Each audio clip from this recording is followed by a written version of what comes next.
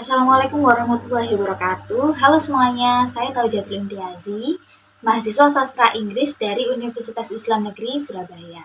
Nah, pada video mata kuliah Cross Cultural Understanding kali ini, saya akan membahas sebuah fenomena budaya yang dekat sekali dengan kehidupan kita sehari-hari, yaitu pengaruh cyberculture terhadap tradisi keagamaan dalam Islam.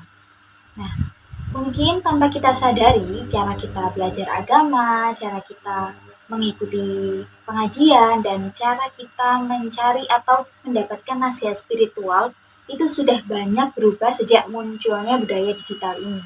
Dalam video ini, mari kita membahas bersama bagaimana budaya internet ini reshaping atau membentuk ulang pengalaman beragama kita.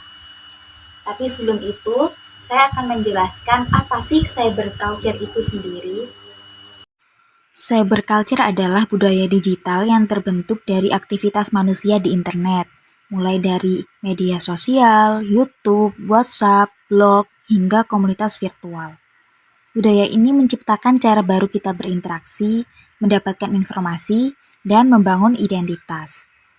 Dulu, untuk belajar agama, kita harus datang ke masjid, menghadiri majelis taklim, atau membuka buku fisik.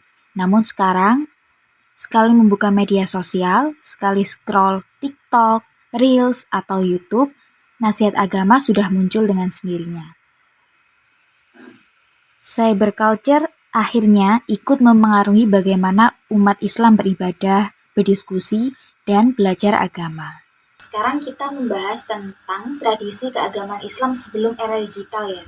Jadi dulu itu kalau kita ingat beberapa praktik keagamaan seperti pengajian, dakwah, atau majelis-majelis taklim begitu, itu semuanya dilakukan dengan tatap muka. Jadi ada pendakwanya dan juga ada jamaahnya secara langsung dalam satu tempat. Kemudian untuk belajar seperti mengaji kepada Pak Ustadz itu juga masih dilakukan di kelas-kelas atau di dalam satu tempat yang sama. Kemudian untuk materinya sendiri, bahan belajarnya sendiri seperti kitab, buku-buku agama itu juga masih berupa fisik yang kita biasanya beli di toko atau beli di lembaga-lembaga yang menyediakan tersebut. Nah, sekarang kita akan membahas tentang bagaimana sih awal mula masuknya cyberculture itu ke dalam tradisi agama Islam dan bagaimana proses transformasinya. Awal mula masuknya cyberculture dan terjadinya transformasi pada tradisi agama ini yaitu ketika internet berkembang dengan pesat sehingga orang-orang para pengguna internet itu juga secara tidak langsung hidupnya terinfluence oleh budaya menggunakan internet itu tadi sehingga pola beragama kita pun juga ikut berubah. Nah, itu awal mula terjadinya pengaruh cyberculture terhadap agama. Nah, apa saja sih contoh fenomena cyber religi yang ada di sekitar kita? Yang pertama, yaitu para tokoh agama yang mulai berdakwah di media sosial, khususnya YouTube. Misalnya kalau di YouTube itu ada Ustadz Adi Hidayat, yaitu membahas tentang tafsir Al-Quran dengan segala penjelasan ilmiahnya. Kemudian ada Gus Baha yang juga mengaji tentang Tauhid dan Al-Quran, yang dimana beliau berdua ini punya channel sendiri dan durasinya panjang-panjang sehingga sangat amat memadai untuk mengikuti kajiannya. Kemudian berpindah di platform sebelah yaitu di Instagram, ada Ustadzah Oki Setiana Dewi yang terus menginfluence para audiens dengan dakwah-dakwah singkatnya. Kemudian di platform Twitter atau sekarang X itu juga ada tokoh yaitu Ustadz Jack yang kebetulan saya juga mengikuti beliau dengan gaya dakwah yang sangat Gen Z friendly menurut saya. Nah, jadi dari sini kita bisa melihat bahwa dengan adanya cyberculture ini maka itu bisa dianggap sebagai peningkatan karena sebelumnya dulu kita tidak akan bisa mengikuti kajian-kajian para tokoh ini jika tidak ada internet. Jadi ketika kita ingin mengikuti kajian mereka, kita harus datang ke tempatnya, kita harus mengetahui jadwalnya begitu. Nah, namun sekarang kita bisa mengikuti media sosial beliau untuk memantau jadwalnya. Kemudian ketika sudah jadwalnya kita bisa mengaji. Nah, dulu untuk belajar atau mengikuti majelis taklim dari beliau-beliau ini, kita tuh tidak bisa jika tidak mengikuti secara langsung atau secara tatap muka. Namun dengan adanya internet ini, kita walaupun terbentang jarak, kita tetap bisa mengikuti kajian dan belajar dari para tokoh tersebut.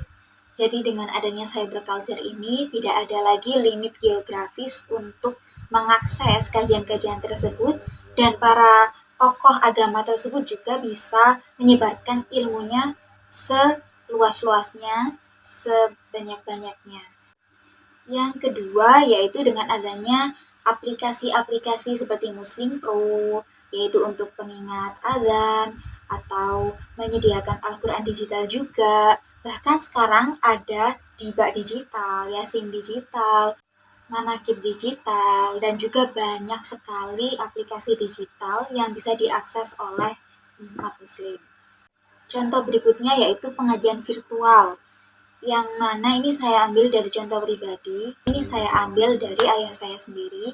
Jadi setiap hari Rabu ayah saya itu mengaji di pesantren Al-Sofa Al-Wafa di Sidoarjo.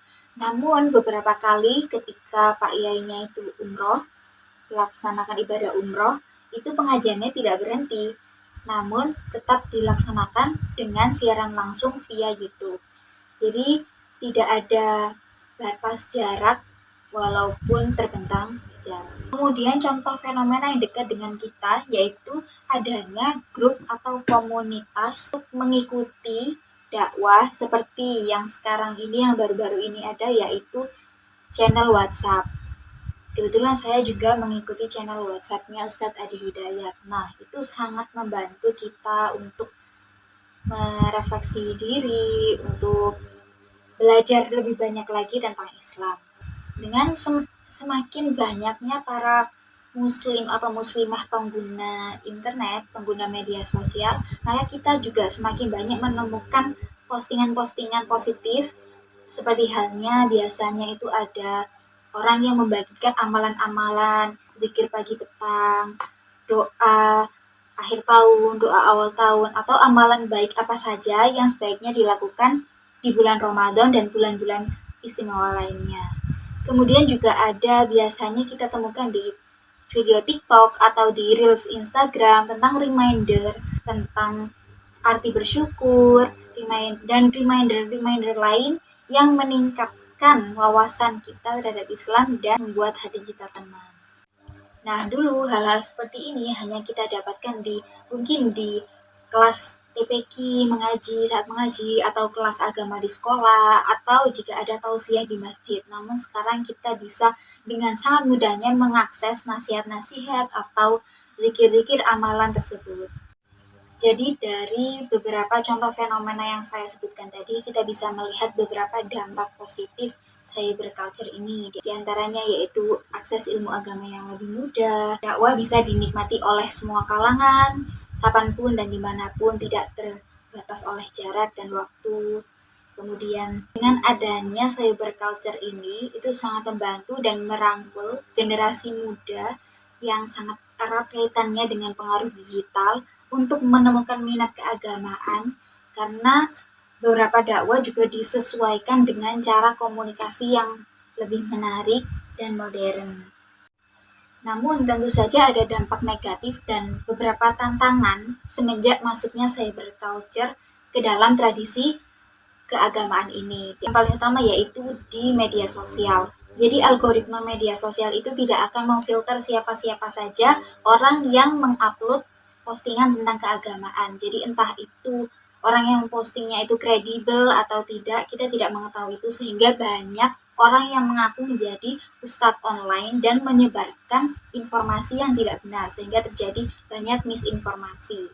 Kemudian yang sangat sering saya temui di media sosial akhir-akhir ini yaitu potongan-potongan video ceramah atau dakwah dari seorang tokoh agama yang sengaja dibuat menyesatkan hanya demi konten viral semata. Kemudian yang terakhir yaitu ketika kesakralan ilmu agama menjadi hiburan atau konten yang dianggap remeh. Misalnya yang sangat sering saya temukan yaitu pada diskursus di Twitter atau pada komen-komenan YouTube itu sangat banyak sekali yang kurang respect atau kurang menghargai terhadap diskursus agama tersebut. Nah, itu sangat disayangkan. Nah, dari perspektif lintas kebudayaan atau cross-cultural sendiri, Islam di Indonesia mengalami digitalisasi yang sangat masif. Dan hal tersebut tidak berbeda dengan negara lain seperti di Arab Saudi, di Turki, kemudian di negara-negara barat, di mana walaupun Muslim merupakan minoritas, tapi mereka memperkuat komunitas mereka dengan menciptakan komunitas digital di Discord dan beberapa diskursus di Reddit. Nah, hal ini menunjukkan bahwa cyberculture menciptakan Global Islamic Digital Community, yaitu walaupun terbentang jarak jauh, namun umat Islam masih bisa memperkuat jalinan persaudaraan melalui komunitas-komunitas digital yang ada.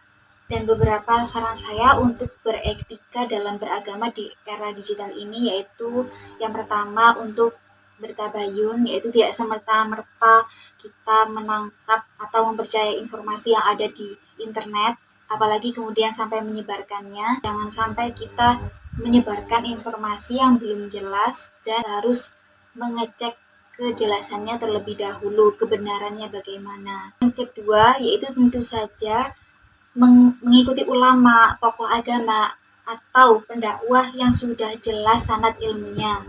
Kemudian yang ketiga yaitu jangan pernah memaksa atau bahkan merendahkan seseorang pada saat kita terlibat diskusi tentang agama di internet. Yang terakhir yaitu tentu saja senantiasa menggunakan internet untuk kebaikan dan menjaga niat dalam beribadah. Jadi, cyberculture tidak hanya mengubah cara kita berkomunikasi, tetapi juga cara kita beragama. Tantangannya besar, tetapi peluangnya juga sangat luas. Yang paling penting adalah bagaimana kita menjaga esensi ibadah, bahwa beragama bukan hanya soal platform, tetapi tentang hubungan kita dengan Allah dan sesama manusia. Terima kasih sudah menonton. Wassalamualaikum warahmatullahi wabarakatuh.